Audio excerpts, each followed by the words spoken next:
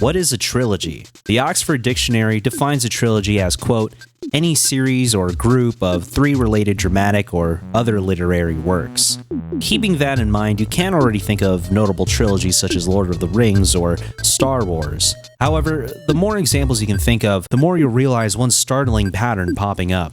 It's the fact that not a lot of the third entries of these trilogies are as strong as their predecessors. While there are always exceptions to the rule, I think it's fair to assume that the average person is going to consider Spider-Man 2 to be better than Spider-Man 3, for example. Emo Peter aside, Spider-Man 2 is just a stronger and more cohesive movie overall. Also, for instance, I don't believe you'll meet any sane person who's going to consider Clerks 3 to be better than the original Clerks. If you do, just tell Kevin Smith to go away. Regardless, the power of the trilogy is potent in video games as well. However, instead of looking at games where they flopped on their third entry, we'll be covering games where the opposite has happened, where instead, the previous entries laid a foundation to build up to a game that solidified the series' direction onward. These are the games that, when they were released, it's fair to say that since then, everything changed for their respective franchises.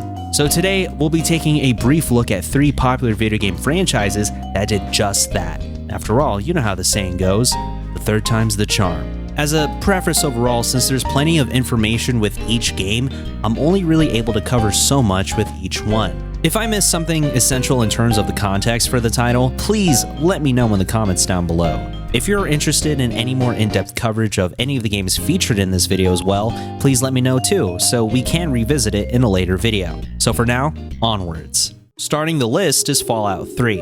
The first Fallout game came out on October 10th, 1997, being developed and published by Interplay Entertainment, then called Interplay Productions. On release, it garnered critical acclaim, and by 2000, it would sell over 150,000 copies. The first entry in the series introduced many hallmarks of the franchise, such as the post-war 1950s aesthetic, a focus on the open world, and gameplay mechanics such as the special system for character creation. This game would feature a pseudo 3D isometric view. Interestingly, Interplay initially considered Fallout to have a first-person perspective, but was limited by the technology at the time. A year later, on October 29, 1998, Fallout 2 was released. It would also come to share critical acclaim for the writing and storyline, but would face some detractors for its similarities to its predecessor, mainly in the graphics and overall gameplay. A decade and 2 spin-offs later, then finally came the next main installment, Fallout 3. Gone was Interplay, and now it was Bethesda Game Studios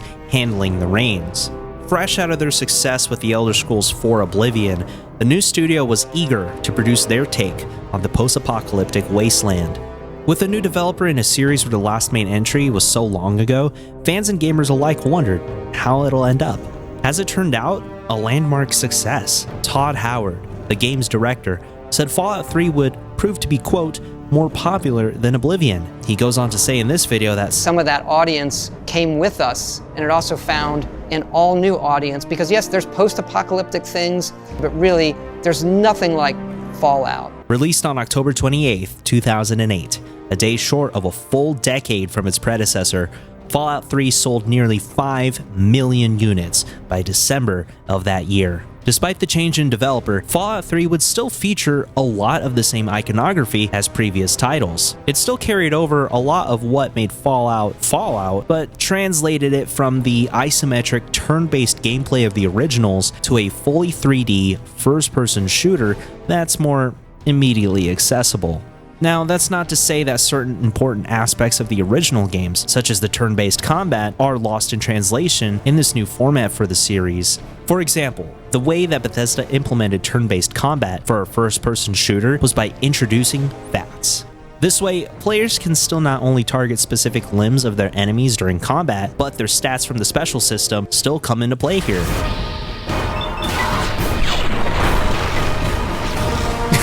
Oh god. Regardless, it's fair to assume that Fallout 3's success revitalized the franchise, paving the way for acclaimed spin-offs like Fallout New Vegas in 2010. A proper follow-up arrived with Fallout 4 in 2015. Bethesda's triumph prompted Interplay Entertainment to create their own game around the time of Fallout 3's release, which was going to be a multiplayer-only experience called Fallout Online. Unfortunately, legal issues with Bethesda ensued, resulting in an out-of-court settlement leading to the cancellation of Fallout Online. It was 6 years later that Bethesda would release Fallout 76, which was a multiplayer-only experience. Damn. These days, it's worth mentioning that Fallout 3's current reputation is divisive among fans, with criticism focused on the writing quality and certain gameplay aspects. While some argue that Fallout 3's main plot falls short compared to the original games, and arguably even the ones after, its setting of a post-apocalyptic Washington, D.C. and enjoyable enough gameplay do have their merits. Although the original ending still kind of sucks in my opinion, but that's another story for another day. And up next is Grand Theft Auto 3. This groundbreaking franchise all originated from a simple glitch from a concept demo called Race and Chase by a team of developers called DMA Design, based up in Edinburgh. Originally envisioned as a cops and robbers type of game, this glitch had it so the cops would go after the player more ferociously, which in turn made the gameplay more fun. After many revisions and tweaks to the concept, the game was christened Grand Theft Auto and was released to the masses on November 28, 1997. This debut entry would feature more arcade-like gameplay. To give you an idea, to progress in the game, the goal is centered not on completing missions to continue the story, but on getting enough points to reach the next area. It didn't really matter how you got the points, as long as you just got enough. It also featured cities such as Liberty City, Vice City, and San Andreas, yet to be series staples. The essence of Grand Theft Auto was there, but not yet in full gear. This first release would garner positive to mixed reviews, with critics often liking the wild nature of the concept and gameplay. Foreshadowing the developer team's later endeavors, controversy based on the game's content was provoked on purpose to drum up publicity, which ended up working. Grand Theft Auto would sell over 1 million copies by the following year. Soon after, Grand Theft Auto 2, often abbreviated and referred to as was released on October 22nd, 1999. The sequel maintained similar gameplay, upgraded graphics, and a setting not yet revisited since then, Anywhere City, quote, in the near future of either 1999 or 2013. It's weird. Also, this game just has an awesome intro. Seriously, I love that this is the first thing you see when you turn on the game. It's just so badass. Like, look at it.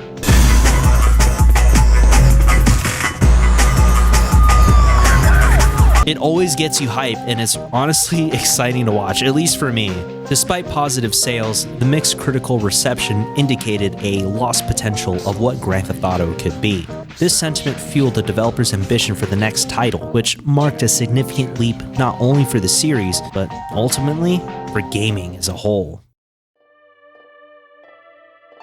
The year 2001 arrived, and by then, the Sony PlayStation 2 was only a year old. This revolutionary new console rocked the industry with its technological capabilities, and among the developers eager to utilize what the PlayStation 2 was capable of was DMA Design. They were hard at work crafting the third installment of their popular Grand Theft Auto series, and it would be finally released on October 23rd of that same year for the platform.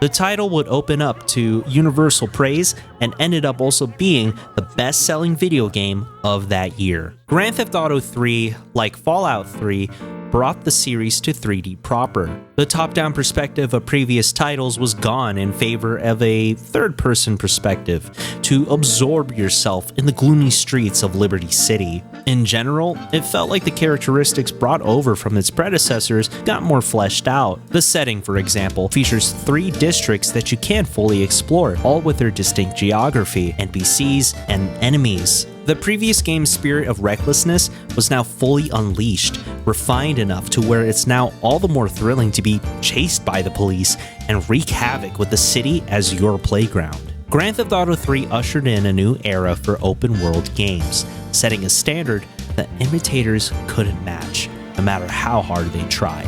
This landmark release was then shortly followed by GTA Vice City only a year later, which also shared critical acclaim. Then in 2004, Grand Theft Auto San Andreas was released, establishing itself and the series fully as a juggernaut, not only in the PlayStation 2 library, but in gaming overall. Since Grand Theft Auto 3, every subsequent mainline title in the series practically became a major event. I remember back in 2007 just how excited I was to watch that first trailer for Grand Theft Auto 4 and just how in awe I was at the graphics. On release, I was spending so many hours exploring this new Liberty City, being so used to the original one from GTA 3. Grand Theft Auto 5 was similarly as exciting. I remember not giving any care about the then ongoing government shutdown at the time because GTA 5 was out now, baby. Wait, I gotta download this patch.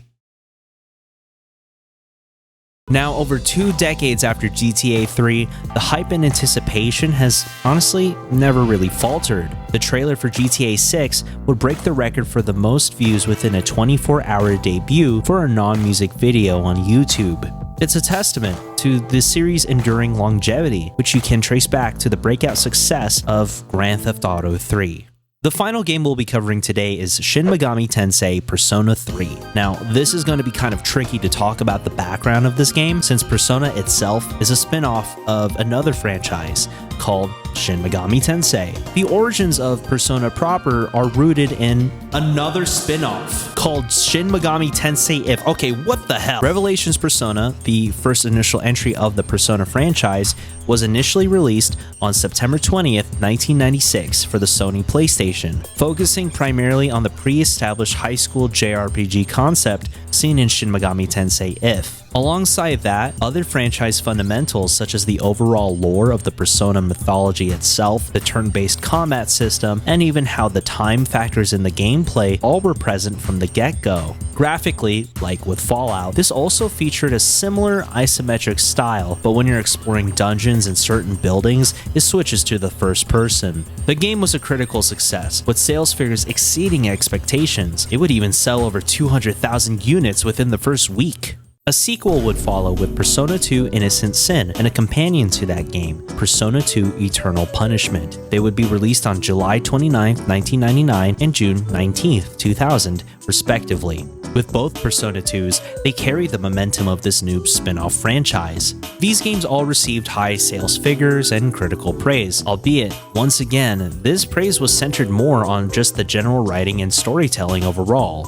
As the dawn of the new millennium arrived, Atlas, the developer of the Persona franchise, would also take advantage of the new possibilities granted by the evolving technology at that time. It would be 6 years later that the next main installment would be released. On July 13, 2006, Shin Megami Tensei Persona 3 was released for the Sony PlayStation 2. The game was a smash hit on release, critically and sales-wise. Similar to Fallout 3 and Grand Theft Auto 3, Persona 3 took the concepts from its predecessors and elevated them further.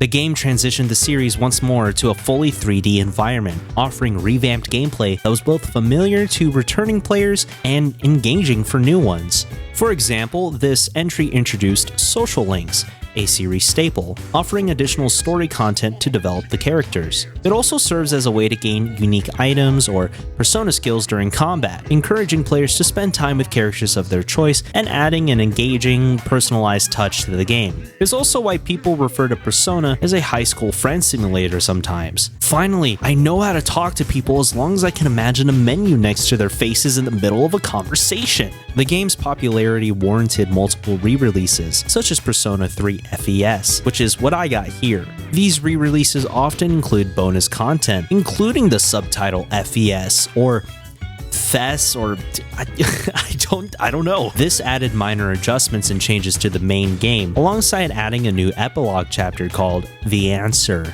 It's essential if you're really into the plot, but it's hard as balls, so I never really finished it personally. Persona 3 Portable, a re-release for the Sony PSP, included a female protagonist for returning players seeking a fresh experience. However, due to PSP limitations, certain features such as the free roaming outside of the dungeons were cut. Funnily enough, this is reminiscent of the restricted perspective that was in the earlier games.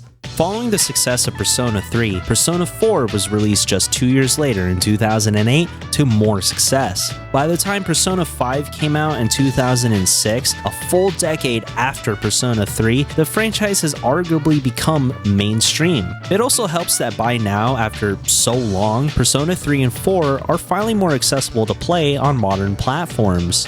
Today, Persona 3 is often recognized by fans as having the strongest story out of all of the modern Persona games. I'd argue its popularity never truly waned, as since its release, there has been merchandise, spin-offs, anime, and even a live stage production are still being made of Persona 3. Even now, a full-on remake called Persona 3 Reload is set to release in February 2024 after years of fans clamoring for one to address the more aged, rather clunkier aspects of the original version, making Persona 3 all the more accessible for newer fans or people just wanting to get into the series. Even though newer games have been released since then, Persona 3 remains to be cherished in the hearts of many fans. For the franchise proper, it's still readily referenced and acknowledged, and it's rightfully so. It paved the way for the monster blockbuster that is Persona 5, which, by this point, some may consider to be an Oppenheimer moment, but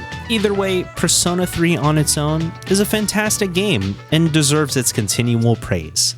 The third entries in the Fallout, Grand Theft Auto, and Persona franchises proved to be the charm, establishing them as juggernauts in their respective gaming genres. It's incredibly fascinating how this trend spans different genres, developers, and countries. We've gone from the US to Scotland and Japan. It highlights the idea that persistence pays off. If you have a strong concept, continuous effort can lead to success, even if it doesn't happen on the first attempt. Because after all, the third time's the charm.